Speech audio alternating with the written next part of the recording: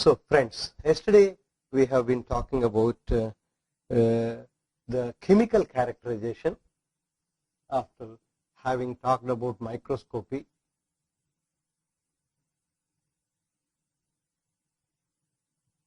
And in chemical characterization, we are basically concentrating on characterization at the micro level. We are not talking of bulk characterization such as gravimetric characterization techniques, but we are talking more at how to characterize composition at a very, very small scale. For example, if you have an alloy with some precipitates, I want to know the composition of this precipitate separately and the composition of this matrix separately. And these precipitates are of the order of, let's say, a few microns or a few nanometers. Is it possible that I can get individually the composition of each of these rather than knowing the composition of the whole alloy? That is what we call as characterization at the micro level. These are called microprobe. Many people use it as a microprobe characterization. And in this, we were talking yesterday about certain characterization techniques which are based on X-rays. And we talked about two such techniques. One is called WDS, another is called EDS. And so WDS is the one where, as the name suggests, wavelength dispersive spectroscopy, the energy dispersive spectroscopy, EDS. And these are two techniques which are based on the X-rays that are generated from every element that is present inside the sample when an electron beam falls on the sample containing certain phases, and each phase has a certain composition and it contains certain elements. And if this electron beam has sufficient energy to knock off an electron from either K shell or L shell of that particular element, you have an electron falling from a higher shell, and that generates X-rays. And we get characteristic X-rays such as copper K alpha or aluminum K alpha, depending on what elements that are present. And we basically try to catch these using a detector. And the type of detector that we use in these two techniques is different. And in the sense that if it is wavelength dispersive, we use the wavelength of these radiation and use a detector which can recognize the wavelength by basically a diffraction principle. So we put a crystal, single crystal, which diffracts. So if a X-ray is coming out, imagine there is an X-ray that is coming out of the sample. So you put a single crystal here, so that this single crystal with a particular atomic plane fixed diffracts this particular X-ray that is coming out, and you get a pattern for each of the X-ray that is coming out, because each X-ray has a particular lambda.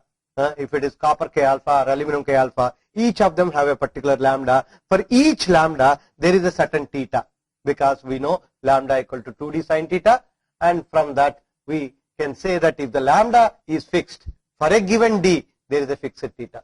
So if I can rotate this particular single crystal at various angles, we said in principle you will be able to catch all the lambdas that are coming out of the sample. If I go from very small theta to very large theta, it at very regular intervals or regular steps, as close steps as possible you should use, so that you do not miss any one of the lambdas. So if you do this, you will be able to catch all the lambdas and develop a spectrum like this, where you plot the lambda versus intensity. So you will see that depending on what elements are present inside the sample and what are the X-rays that are coming out of those elements, you would get peaks like this at definite lambdas. And these are all characteristic radiations, because these are all quantized radiations because of the energy difference between these shells is quantized, and as a result, once this energy is quantized, so we get peaks like this, which are of specific lambdas, coming from various X-rays which are coming out like this. And once I have a database of all these values that are available with me, I can compare with the database these lambdas that I have obtained for a given sample and be able to index each of these peaks, such as aluminum K alpha or copper K alpha and so on, and be able to recognize what elements are present in my sample. Not only be able to recognize what elements are present, which is what we call it as qualitative analysis, we can also look at the intensities of these peaks, and from the intensities of the peaks we will be able to tell the amount, the percentage, let's say atomic percent of a particular element A or a weight percent of a particular element A can be always calculated from these integrated intensities, and that is what we call it as a quantitative measurement. And in principle we will be able to do these quantitative measurements in this particular technique, whether it is a WDS or EDS. The only difference between these two is in the WDS we are using the lambda and getting that particular X-ray of a particular lambda being diffracted by a single crystal, whereas in EDS we said that we will be using a semiconducting crystal, usually a silicon lithium crystal. People call it a silly crystal, and where you have this sample with the X-rays coming out, and you have this silicon lithium crystal which takes these particular X-rays, and based on the energy of this X-ray that is falling on it, because we know that there is a certain energy gap between the valence band and the conduction band, which is usually about 3.8 electron volts for this particular crystal. Depending on how much energy is falling on this, a certain number of electron hole pairs are generated when an electron goes from the valence band to the conduction band. So this energy divided by the 3.8 will give you the total number of such electron hole pairs that are generated, and by measuring these electron hole pairs you will be able to know what are the energies that are coming up. So similarly you will be able to distinctly identify which elements are coming, excepting that here you will not be able to will be plotting as a function of lambda, but you will plot as a function of E, so which is the energy. So each of these energies that are coming up will generate certain electron hole pairs, and that can be clearly seen, and as a result again you can do both qualitative and quantitative. The only advantage here is you are able to do all these, measure all these elements simultaneously. As a result, the process is usually very fast, so you can finish the whole analysis, whole acquisition of the data within about a minute, whereas in case of WDS you usually need about 30 minutes to about 60 minutes for an acquisition of the whole data, because you have to rotate your single crystal at various angles, at each angle collecting the information that is coming from each of the lambda. So as a result this process is very slow, but at the same time we have to remember that though it is very slow, because we are going in a step basis from one lower angle to a higher angle, we are able to achieve much higher energy resolution in case of WDS when compared to EDS. So whenever you have elements which have very close energy differences, you should use for example WDS. For example, if I have an iron chromium sample, a steel sample containing chromium, iron and chromium will have very close energy differences. Similarly, even if my sample has nickel, for example a stainless steel, nickel also is very close to iron. So as a result there is a possibility of these peaks overlapping. For example, iron K alpha and copper chromium K alpha and nickel K alpha, they all try to overlap with each other, and when such an overlap exists, it is not so easy to quantify these and identify the exact amounts of these phases. That is where you need to use the WDS, which can clearly separate out each of these, which EDS will not be able to do. So EDS has that limitation. You can find out those elements which have what is called a wide difference in their atomic numbers, but whenever you have differences in the atomic numbers are very close to each other, then it becomes very difficult for you to find out. The other limitation of both these techniques is if you have elements with low atomic numbers, such as let's say boron. Generally people say any element less than boron, boron or less than boron becomes very difficult to find out by this technique, because the energy of that will be very small, because as you can see, the total energy that is coming out for such a low atomic number sample is so low that that particular energy may get lost, because whenever you have an electron beam falling on the sample, there is a certain volume of interaction, and there is a certain volume of the material which interacts with these electrons. So when an X-rays are coming out, these X-rays may interact with the electrons which are present inside the sample, and as a result they may lose some of their energy. So this is what we call it as fluorescence. So, and because of this fluorescence, the energy of this particular element, that the X-rays of coming out of that particular element may lose their energy, and finally when they come out of the sample, you may not have sufficient energy, and as a result their intensities, though they are there, their intensities are very, very small.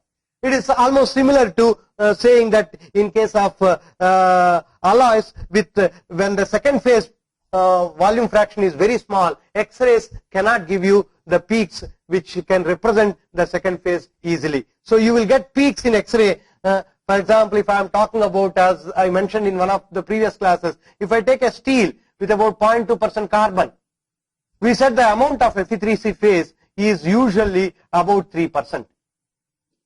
So if I do an X-ray diffraction, I will have mostly iron peaks and a very small cementite peaks, and which will merge into the background, because there is always some background noise in the sample, because based on the roughness of the sample, some random scattering that happens inside the material, and this is what is going to give you some amount of roughness, some amount of background noise, and these small peaks will merge into the background noise, so you may not be able to recognize these very clearly. Similarly, here also there is always some kind of background noise coming because of the fluorescence, and within that background noise, this kind of small elements get lost, and you will not be able to get information from those elements. So one has to be very careful in identifying these elements, and in fact there are techniques which are specially used for such small atomic number elements. For example, there is a particular technique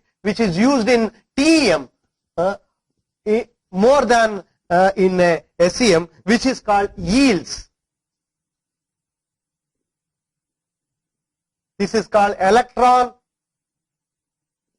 energy loss spectrum or spectroscopy. So what here you do is, when an electron is falling on the sample and some X-rays are generated, you know pretty well that this particular electron energy is lost inside the sample, because you have a certain thickness and you have this the electron beam going through the sample, and some energy is coming out of the sample in the form of the transmitted beam, and some energy is lost when the sample goes through. And what you basically do is you try to collect the beam that is coming out, and that will have some information about all the elements that are present in it, because each of these elements are interacting with the electron beam and then scattering the beam. So you try to use the beam that is coming out and try to analyze the beam, the energy of that beam, and depending on how much energy is lost, you can find out what those elements are. So people use this yields particularly to find out small atomic number elements, but otherwise EDS and WDS are the best techniques, because this is a little more expensive tool, yields, and particularly because the energy that you are trying to detect is very, very small energies, and as a result the background noise makes the whole analysis more difficult. So yields is a tool which is used with which has to be taken with a pinch of salt. One has to be very careful to look at whether the spectrum that you are getting is devoid of lot of noise, and you have to control the noise significantly to be able to actually analyze any of these elements. But to a large extent it has also been successful, and quite a number of users use these yields along with the TEM. But the most popular ones are this EDS and WDS. And in fact, I should say EDS is much more popular than WDS, particularly because of the simplicity that it has. As I told you, it just has a semiconducting device. Otherwise, the WDS is almost like an X-ray diffractometer. So you have a single crystal which diffracts the X-rays that are coming out. So you are almost using like a diffractometer here, and as a result, it is like an SEM plus a diffractometer put together is what is a WDS. So, but then as you can see, it gives you a much higher resolution. So wherever one is concerned about resolution, so people try to go for this. Otherwise, people are usually satisfied with EDS. To some extent, you can also get lower atomic numbers elements if you can use what is called a windowless detector. What I mean by windowless detector is, for example, if you have an X-rays that are coming out, these X-rays that are coming out go through a small window before they actually reach the detector. Whatever that detector is, whether it is a Sealy detector or a single crystal detector, which is in WDS. This is WDS, this is EDS. So the X-rays go through a small, what is called a beryllium window, and this window can absorb some of this energy of the X-rays. So as a result, you lose all those elements which have atomic numbers less than beryllium. And that's the reason why boron and all these elements will not be able to seen. So if you can make this beryllium very thin or completely avoid having a window, then you will be able to collect all the X-rays that are coming out of the sample, and that is another way of doing it. But it has its own limitations, because this detector has to be separated from this chamber, because this whole chamber is evacuated, whereas this detector has to be kept with electronics which have to be separated from this, particularly because silicon lithium crystal has to be kept at liquid nitrogen level. So because of this, generally there are difficulties in not having a window, but there are the SEM units nowadays which are coming up with where people have been able to overcome this problem, and people are able to provide SEMs without a window, and such units can give you elements which are even very small in atomic number, such as boron, and there are some of these units that are presently available, and quite a number of people are satisfied with that. So these are the two basic techniques of characterization in terms of microprobe characterization, but there are also other spectroscopic techniques which give you composition analysis. For example, one of them is usually people refer to it as EPMA. EPMA is electron probe microanalysis.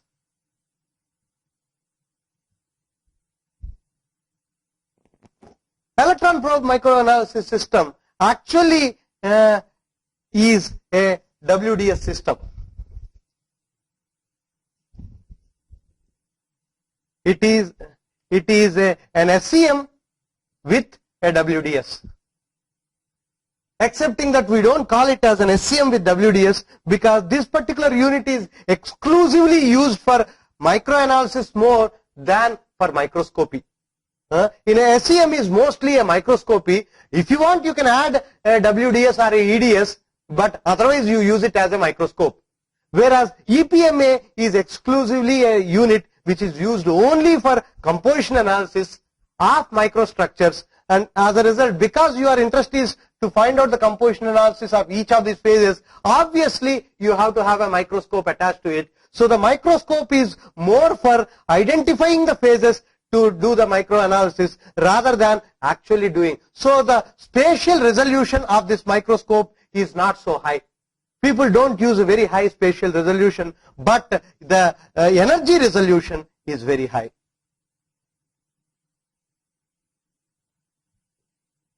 So it's a simple WDS technique. Again, there is a single crystal there which diffracts the X-rays that are coming out of the sample, and this is principle exactly similar to WDS, and this is a technique which is regularly used. So this is an exclusive composition analysis system for microanalysis, and it is regularly used, and it is much more expensive than a normal SEM because it has all the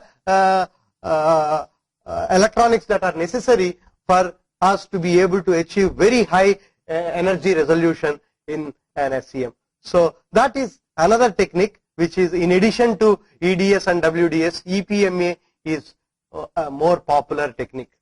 All these, as you can see, use X-rays, as you can easily see. There is one more unit where X-rays are used, which is called XRF. X-ray fluorescence spectroscopy. All of you know that when X-rays fall on a material, if the X-ray has sufficient energy to knock off an electron from a sample, the X-ray is absorbed. Okay, so X-rays can be absorbed.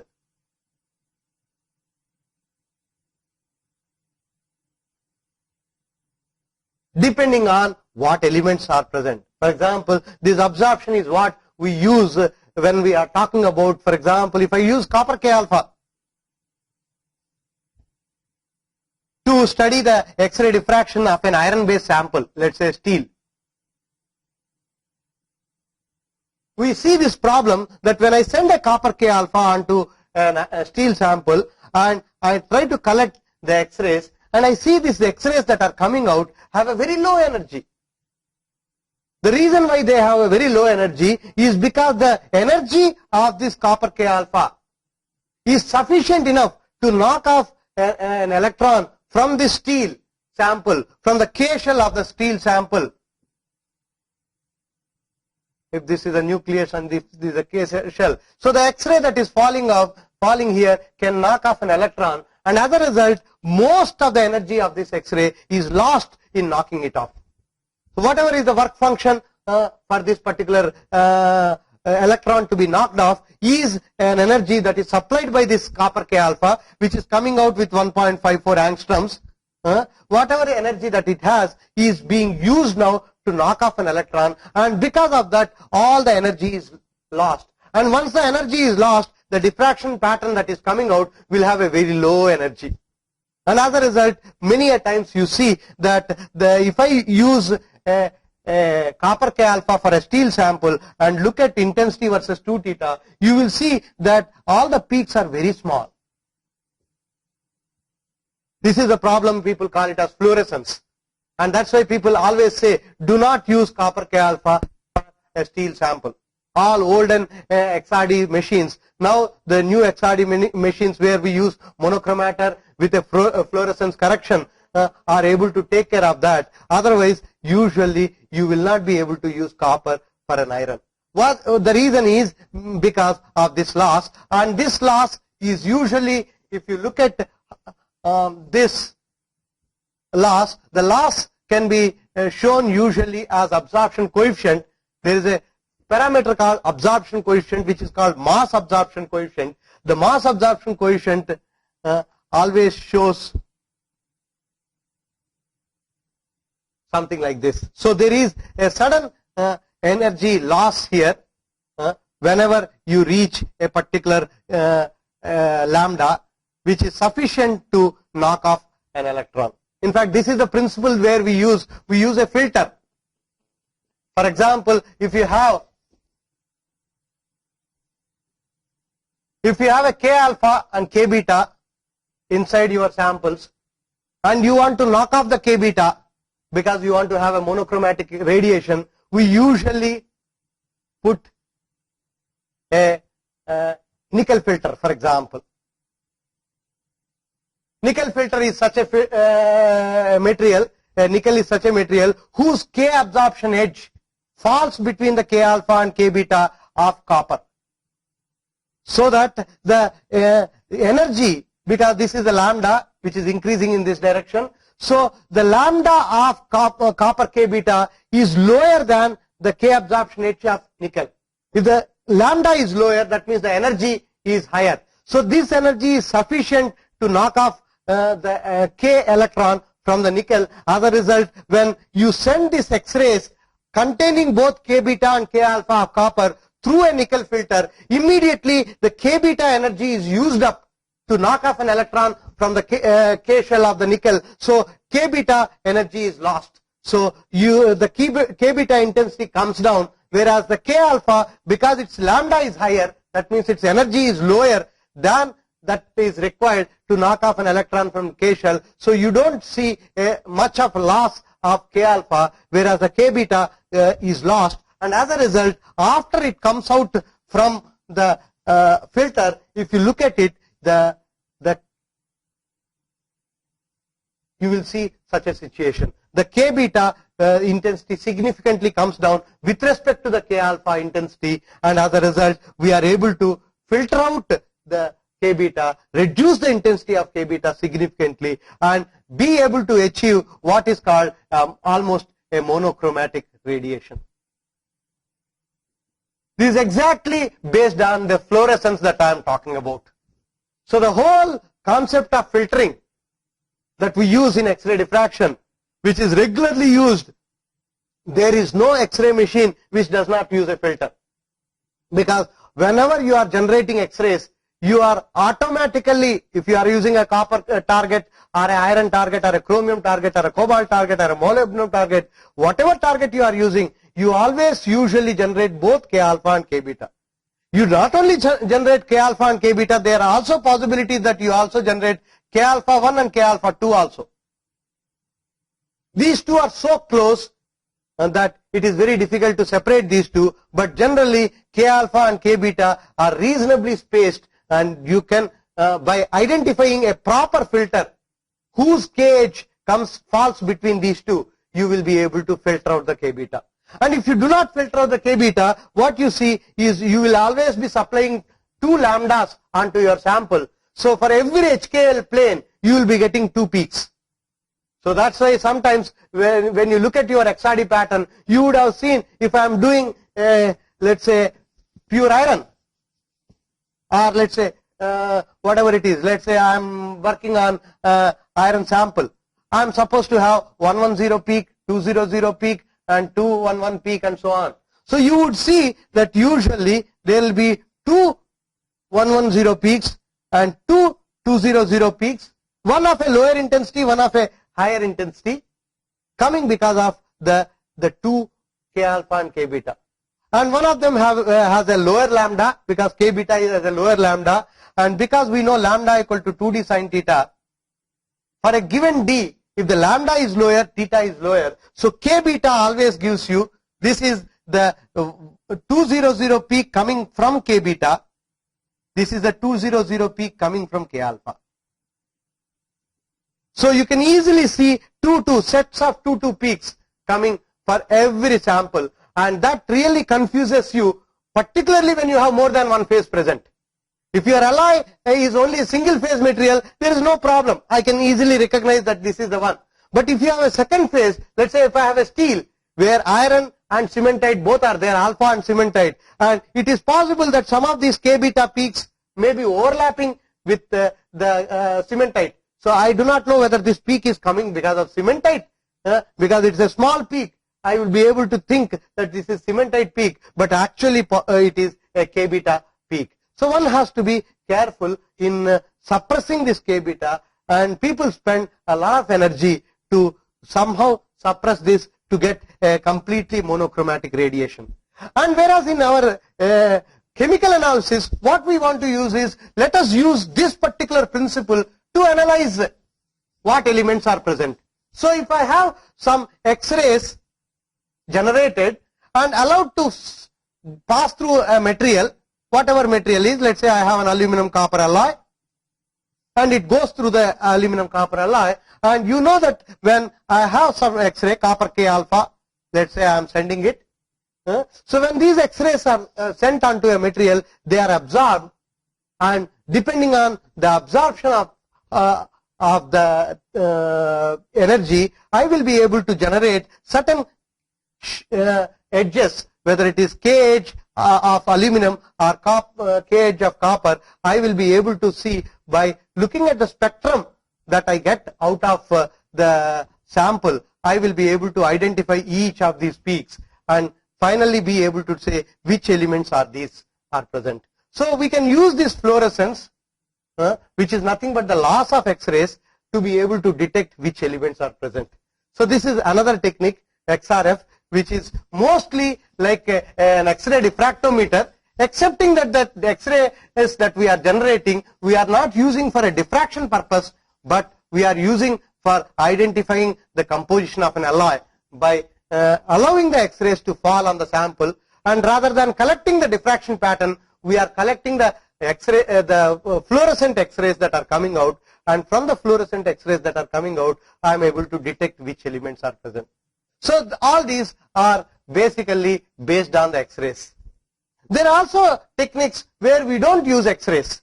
We use some other means to analyze the sample. For example, one such popular technique is called XPS. X-ray photoelectron spectroscopy, it's called. Here also the starting is X-ray only, but we don't use this X-ray to detect the element present. But when you have X-ray sent onto a sample, and a part of this X-ray is lost in, let's say, knocking an electron from some shell to a higher shell, and whatever is the difference in the energy that is available in the X-ray gives out as a photon. So once you have an X-ray of very large energy sent onto a material, a part of this energy is used up to knock an electron from one to the other, and the rest of the energy that is available gives a certain energy to that photon that is coming out, and you basically measure what are the energies of these photons that are coming out, and from the energies of the photons that are coming out, you indirectly find out what elements are present. So you are only looking at the photons that are coming out of the sample. When an X-ray falls onto a sample, X-rays are allowed to fall on the sample, you collect all the photons that are coming out, and from the photons that are coming out, looking at the energy of the photons, you can subtract from this, because all this information is known to us. Various elements, what are the energy levels, are all known. So once I have a photon of this, I will be able to find out what particular element it is. But mostly this XPS is used for a qualitative measurement rather than really a quantitative measurement to a large extent, just to find out what elements are present, particularly on the surface. This is used for surface analysis. It's very useful, particularly in case of catalysis, wherever you want a particular type of element to be present on the surface, to be able to give you catalytic property of that particular catalyst. So we need to characterize the surface completely, and this is a technique which is used. And this is also connected to another technique called OJ spectroscopy.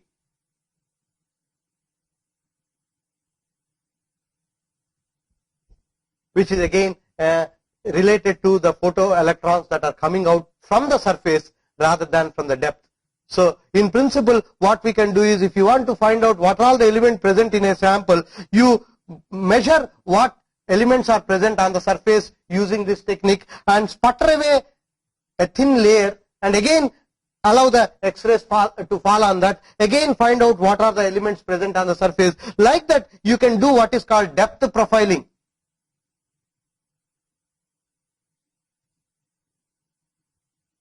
To be able to know as a function of depth from top to bottom, what all the elements are present in this material by every time sputtering away the atom. So this is done in a very high vacuum chamber where you have the sample kept and then evacuated, and then X-rays are allowed to fall on the sample and photoelectrons are generated, and after they are collected, detected, then you put some argon beam on the surface so that you basically sputter away the surface, and again do the same thing again and again. So this is how people are able to find out the actual concentration as a function of depth. But this is all done mostly to find out what elements are present rather than doing a serious quantitative composition analysis of this. So it's also an important technique. Each technique has its own plus and negative points, and it has its own domain in which it is useful. For example, XPS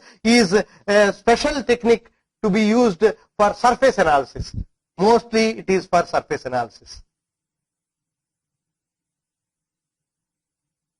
In addition to all these techniques, there are two other techniques which have become very popular, other spectroscopy techniques. One is called atomic absorption spectroscopy, another is called atomic emission spectroscopy. So here what we do is, you take a sample. In case of atomic absorption spectroscopy, you dissolve your material in a solution, and so your elements are dissolved inside a solution, in a solution. So you have certain, let's say I have a aluminum copper alloy. I dissolve this aluminum copper alloy into some solution, let's say HNO3, dilute HNO3. So in that solution I have aluminum and copper, and if you can send certain beam, whatever beam that is, people use variety of beams, particularly a laser also is used in this technique, where when you use a beam which has sufficient energy to be able to be absorbed by the atoms in order to take them to an excited state, and you basically measure what is the energy that is lost by this beam, and from that you will be able to find out how much of a particular element is present. So atomic absorption spectroscopy is popularly used in finding out the chemical composition of most of the elements, but the only problem here is you have to dilute this significantly in the solution, so that you do not have any interaction of these particular elements by the solution that you are using. So you don't make a very concentrated solution, you use a very dilute solution in order to be able to see that each of these atoms are separated out in this solution, so that the rays that are coming out of one of these elements are not affected by the other elements. So that you have all these elements dissolved in this in a very spacious manner, so that you have these beams that are being used can get effectively absorbed by these particular elements, and how much of the energy that is absorbed is basically being tested. The other technique is emission technique, where you use a solid sample. For example, there are quite a number of industries which use this. For example, if you go to every steel plant, they have to measure the composition of the steel at very regular intervals to find out whether the composition that you want to achieve, are you able to achieve or not. So that is where people basically use this emission spectroscopy, where you take a solid sample and then excite this sample with a very high energy beams, and this can be by a flame. People call it as flame emission spectroscopy, when you use a flame. So, and some energy which basically excites this sample, and when you excite the sample with a certain energy, depending on each of the element, you need to use certain amount of energy to emit